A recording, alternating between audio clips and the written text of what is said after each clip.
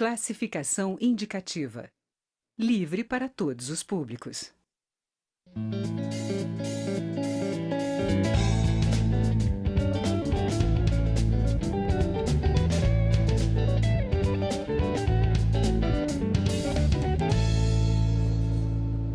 Olá!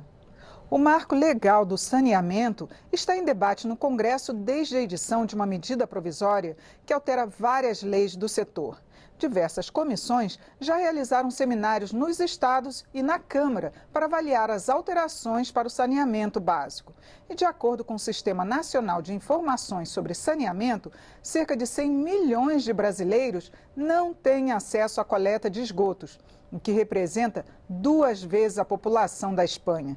E nesta edição do Palavra Aberta, eu converso com o integrante da Comissão de Desenvolvimento Urbano, deputado Joseildo Ramos, do PT da Bahia. E o programa tem uma produção da TV e da Rádio Câmara. Bem-vindo, deputado Joseildo.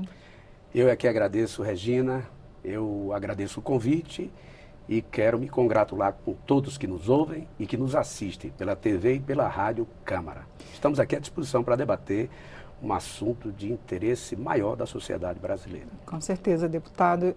O senhor foi um dos que solicitou esses seminários que ocorreram em vários estados. Eu queria que o senhor falasse para a gente que resultados vieram dali, o que a população trouxe, pediu para que seja votado sobre saneamento.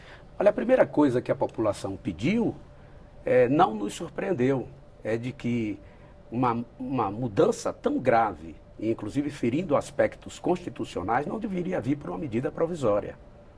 Então, a construção do marco regulatório do saneamento foi feito através de centenas e centenas de milhares de brasileiros. Foi uma luta, foi uma convergência histórica de décadas.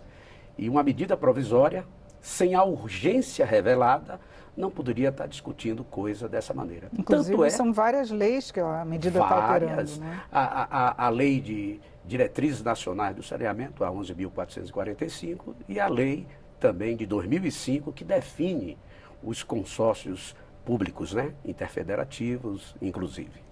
Agora, essa medida provisória, ela não chega a universalizar, que era um dos objetivos do marco legal, não é? Para universalizar o saneamento básico no país.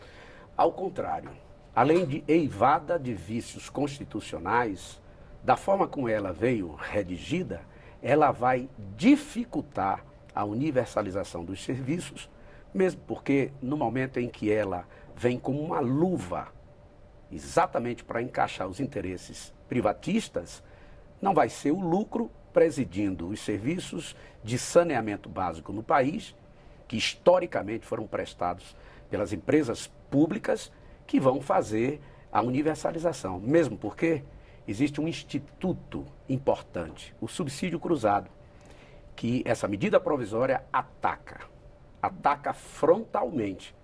Então, no momento em que, por exemplo, lá na Bahia, a Bahia que investiu nos últimos anos mais de 8 bilhões de reais. Isso é um feito único na história recente dos estados nordestinos. O senhor podia até explicar para a gente o que é esse subsídio cruzado? O subsídio cruzado é o seguinte: as empresas públicas, sejam elas municipais, sejam elas estaduais, elas não visam lucro. O lucro do serviço prestado pelas empresas, pelo Estado, seja ele em qualquer ente federativo, é o lucro social, é a melhora dos indicadores sociais de todo um povo. Então, no momento que o lucro presidir o serviço de saneamento, você transforma a água em mercadoria.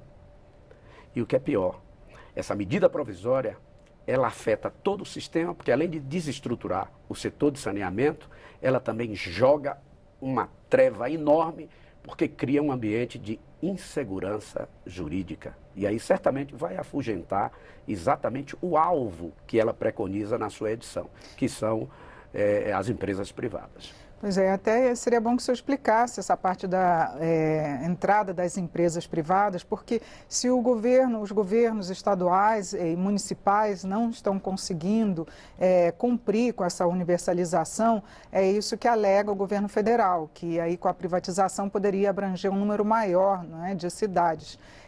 Teria essa chance mesmo? Por que não, se for privatizado? Regina, sinceramente, o governo peca até na sua propaganda. Isso é uma falácia, porque você jamais vai atingir a universalização e nunca foi impedido de nenhuma empresa privada estar participando do processo. Tem a lei de concessões e tem as PPPs, que são parcerias público-privadas. E naqueles locais, a exemplo do Tocantins, aqui, e lá de Manaus, na Amazônia, são 20 anos na Amazônia que a iniciativa privada entrou e, na época, se alardeou que seria a salvação daqueles que não teriam acesso à água. Lá, na época, tinha aproximadamente 100 mil pessoas que não tinham acesso à água de qualidade, com potabilidade. Hoje, 20 anos depois, são 500 mil pessoas. Em todo o mundo, a reestatização e a remunicipalização é a palavra de ordem. Sim, é o vários moderno. países voltaram atrás. A França, quem primeiro inaugurou esse processo. Agora, antes, nós temos pouco tempo, nós apontamos algumas coisas aqui que tratam da inconstitucionalidade. Primeiro, fere a autonomia dos entes federados. A primeira coisa, porque impõe posturas que a Constituição de 88, a Constituição Cidadã, coloca como titular para poder o município e o Estado, a partir dos arranjos, cumpram esse papel constitucional. Ou seja, os titulares são os estados e municípios que são os titulares municípios, do em primeiro saneamento. lugar. Não é? E o Estado, quando tem arranjos territoriais. E acaba com a gestão associada.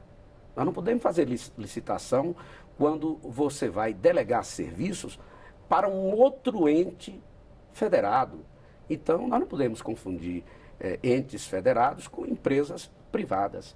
E também fere o princípio da cooperação federativa, cujas bases também se encontram na Lei 11.107 de 2005, que é a Lei dos Consórcios Públicos. Sim. Portanto, esse é o grave problema, Regina, que a gente vê nessa situação. Uma última pergunta, deputado, nosso tempo está acabando, é sobre a tramitação, realmente. Tem chance, foram apresentadas emendas a essa MP, e como o senhor alegou aqui, realmente está muita discussão. Qual a chance dela ser aprovada agora? Eu acho que o governo, ele cometeu um desatino, porque ele não levou em conta a complexidade, não é, de interesses que são envolvidos nessa matéria. É muito complexa. E por conta disso, não há tempo para você tentar fazer uma concertação que aponte caminhos para que a gente não possa, de fato, ter um grave retrocesso em nosso país. Tá certo, deputado. Muito obrigada por seus esclarecimentos aqui no programa. Eu aqui agradeço. Um abraço para vocês e para todos que tiveram paciência de nos ouvir e de nos ver nessa matéria. Eu conversei sobre as propostas que alteram o marco regulatório do saneamento básico com o deputado Joseildo Ramos, do PT da Bahia. Assista esta e outras edições em nosso site, câmara.leg.br/palavra aberta. Eu sou Regina Assunção e agradeço a sua audiência. Até a próxima.